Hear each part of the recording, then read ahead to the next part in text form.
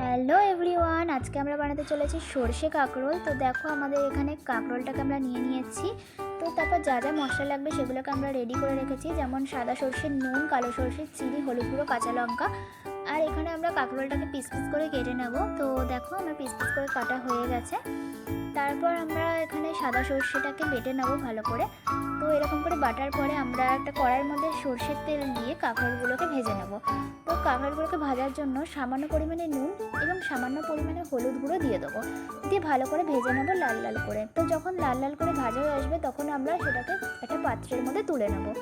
তারপরে আমরা আবারও সর্ষের তেল দিয়ে ওর মধ্যে কালো সর্ষে ফোড়ন এবং কাঁচা লঙ্কা ফোড়ন দিয়ে দেবো, দিয়ে তার মধ্যে যে সাদা সর্ষে বাটাটা ছিল সেটা আমরা দিয়ে দেবো, দিয়ে ভালো করে কষিয়ে নেবো।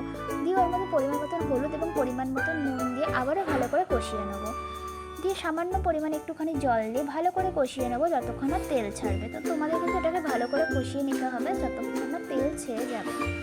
তারপর আমরা ওর মধ্যে কাঁকরোলগুলোকে দিয়ে দেবো, দেওয়ার পরে ভালো করে নাড়িয়ে চাড়িয়ে নেবো। তো দেখো যখন এরকম শুকনো শুকনো হয়ে আসবে তখন আমরা এর মধ্যে জল দিয়ে দেবো। জল দেওয়ার পর ভালো করে আবারও কষিয়ে নেব।